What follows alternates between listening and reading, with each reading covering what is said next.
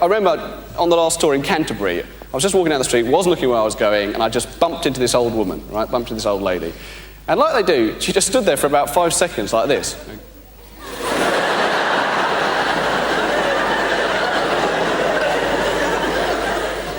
And then she fell over.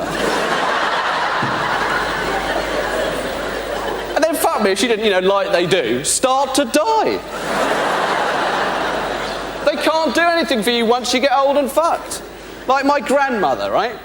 But last time I went to see her, she had this hearing aid fitted. And last time I went to see her, the hearing aid started to feed back. And she just stands there smiling, going, hee. And next thing I knew, there was a fucking roadie standing next to her. Big fat bloke in a Nirvana t-shirt with his arse crack showing, going, 1, 2, 1, 2.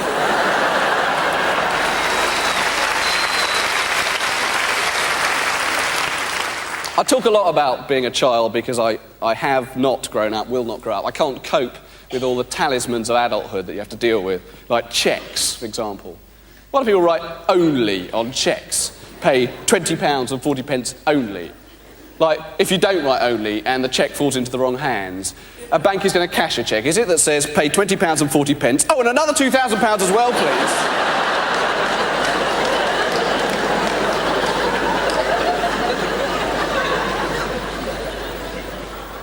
You have to put up with so much as a child. Like, I remember you always have to put up with the "we'll see how you like it" syndrome. Because I remember once, Dan Schaffer's dad was giving me a lift home from school, right? And the windows of his car were all misted up. So obviously I took the opportunity to write "bum" on the back window of his car. Obviously. And Mr. Schaffer turned to me and he said, "I'll come round to your house and write 'bum' all over your windows and we'll see how you like it." I thought, Mr. Schaffer, you're a 57-year-old chartered surveyor. I'd absolutely love it. I can see the headlines now. Pillar of the community writes "bum" all over neighbour's house. Friends and colleagues are mystified. "What on earth are you doing, Mr. Schaffer?" said Mrs. Baddiel as he went on to paint a large fart on their patio door.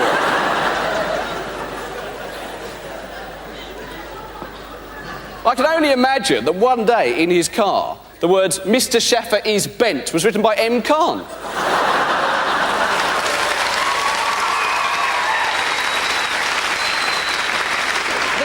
I don't want to talk about Neighbours much as I'd like to, as I've talked about that too much on the TV show, but I do watch an awful lot of daytime TV. But I won't watch This Morning and Daytime Live and those sort of programmes, because they're just women's problem pages on TV, aren't they? You know, every day the same thing, some terrible eating disorder. Good morning. Today on This Morning we're looking at bulimia. And in particular the case of one tragic young victim, Zelda.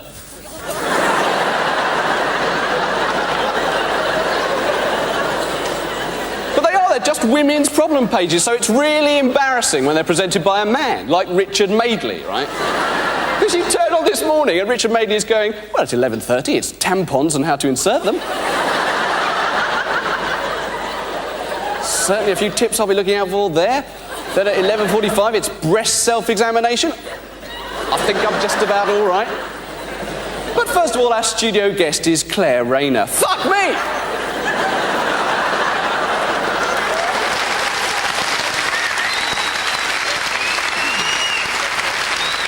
Come down, Claire! But one day he'll crack, you know. One day his masculinity will just burst out.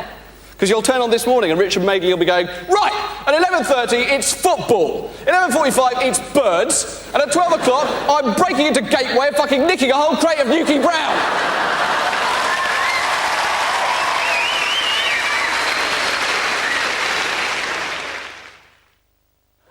A gay friend of mine once showed me some gay porn. It was this bloke draping his genitals across the handlebars of his bike. I thought, oh look, a rally chopper.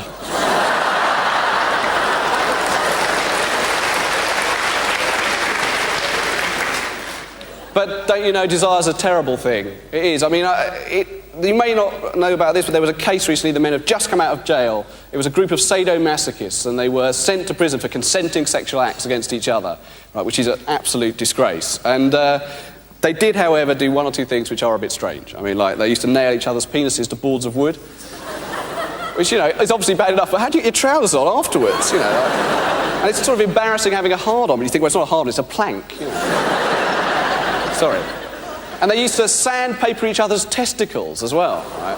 A lot of men squirming and stuff. But the thing about sandpapering someone's testicles is, how do you know when you're finished? Yeah? Do people stand around going, oh, that's lovely job. Like, get a spirit level on that. Look at that flush, that is flush. But I was in a long-term relationship for a long time, and thus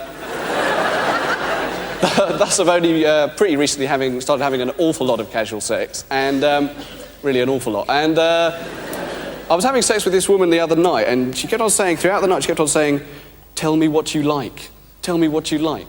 So eventually, I told her, sausages. I remember I was having sex again, well, incredibly, soon after that. Amazing, really. But this time, the woman turned out to be an epileptic, right?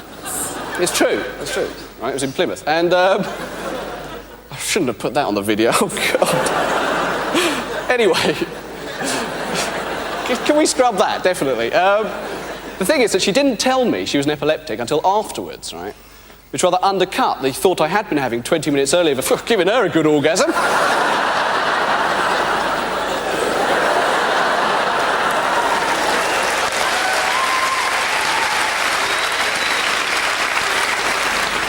Anyway, thanks very much. I've been David Baddiel. See you soon. Good night.